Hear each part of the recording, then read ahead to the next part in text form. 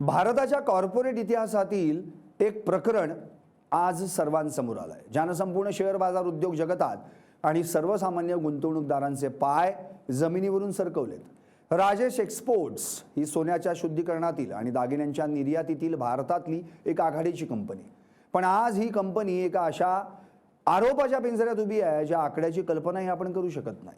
15,15,000 कोटी रुपये। होय, तुम्ही बरोबर ऐकलत। हा भारताच्या एकूण केंद्रीय बजेटच्या जवळपास 1/3 हिस्सा आहे।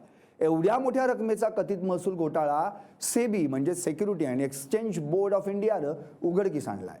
या कंपनीचे चेअरमन आहेत राजेश मेहता।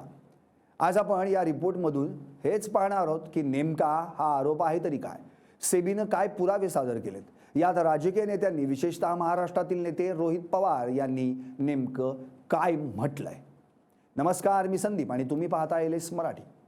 हा संपूर्ण प्रकार अचानक समोर आला असं नाही।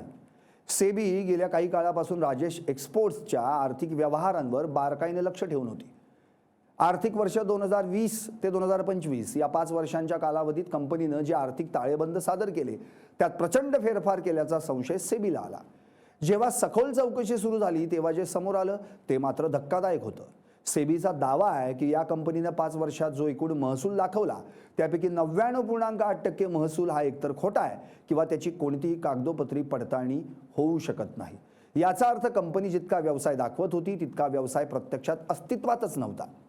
सोने खरेदी आणि विक्रीची केवळ बिलं फिरवून महसूल मांडला गेल्याचा प्राथमिक अंदाज आहे। सोन्याचे प्रत्यक्ष मूल्यच महसूल म्हणून दाखवून कंपनीनं आपली व्हॅल्युएशन प्रचंड वाढवून घेतली आहे। राजेश एक्सपोर्ट्स ही केवळ भारतातच नाही तर आंतरराष्ट्रीय पातळीवर कार्यरत आहे। स्वित्झर्लंडमधील व्हॅल कॅम्बी SA ही सोन्याची राजेश एक्सपोर्ट्सची उपकंपनी।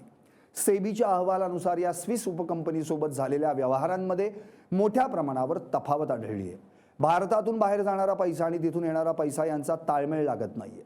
सर्वात गंभीर आरोप म्हणजे कंपनीचा जो पैसा व्यवसाय वाढवण्यासाठी किंवा भागधारकांच्या हितासाठी वापरायला हवा होता तो पैसा प्रमोटर राजेश मेहता आणि कुटुंब तसंच त्यांच्या वैयक्तिक बँक खात्यांमध्ये वळवण्यात आला।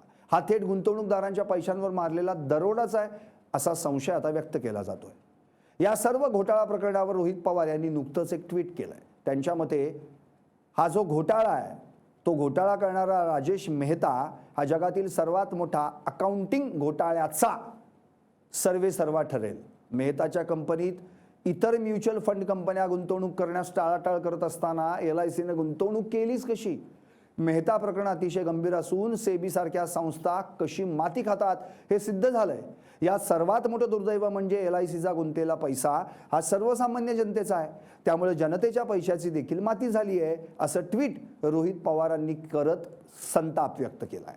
या सर्व घोटाळा प्रकरणावर सेबीनं कठोर पावलं उचलली आहेत। चेअरमन राजेश मेहता यांना शेअर बाजारात कोणत्याही प्रकारचे शेअर्स खरेदी किंवा विक्री करण्यास तात्कालिक बंदी घालण्यात आली आहे। यासोबतच कंपनीच्या मागील 5 ते 7 वर्षांच्या संपूर्ण बँक खात्यांचे, बिलांचे आणि व्यवहारांचे फॉरेन्सिक ऑडिट करण्याचे आदेश दिले। हे ऑडिट एका त्रयस्थ आणि निष्पक्ष संस्थेकडून केले जाईल। यावरून आपण दुसरी बाजू बघितली तर कंपनीच्या प्रवक्त्यांनी स्पष्ट केलंय की आमच्यावर झालेले आरोप चुकीचे आणि वस्तुस्थितीला धरून नाहीत। आमचा सर्व महसूल अधिकृत आणि कायदेशीर आहे। सोन्याच्या जागतिक व्यापारातील लेखांकन पद्धती गुंतागुंतीच्या असतात, त्यामुळे यंत्रणांचा काहीतरी गैरसमज झालाय। आम्ही फॉरेन्सिक ऑडिटला पूर्ण सहकार्य करू आणि स्वतःला निर्दोष सिद्ध करू। हे प्रकरण अजूनही न्यायप्रविष्ट आहे, तपासाच्या टप्प्यात आहे। जोपर्यंत फॉरेन्सिक ऑडिटचा अंतिम अहवाल येत नाही तोपर्यंत कुणालाही थेट दोषी ठरवता येणार नाही। परंतु एवढ्या मोठ्या प्रमाणात आरोप होणं हे भारतीय शेअर बाजाराच्या आरोग्यासाठी घातक आहे। या प्रकरणातून सर्वसामान्य गुंतवणूकदारांनी एकच धडा घेतला पाहिजे की कोणत्याही कंपनीत पैसे गुंतवताना केवळ तिची भव्यता किंवा मोठा महसूल पाहून भुलून जाऊ नका। कंपन्यांचं कॉर्पोरेट गव्हर्नन्स आणि पारदर्शकता तपासणं अत्यंत गरजेचं आहे। येणाऱ्या काळात ED, सेबी आणि इतर यंत्रणा यावर काय कारवाई करतायत आणि राजेश मेहता या चक्रव्यूहातून कसं बाहेर पडतायत का बाहेरच पडणार नाहीत हे पाहणं आता महत्त्वाचं ठरणार आहे।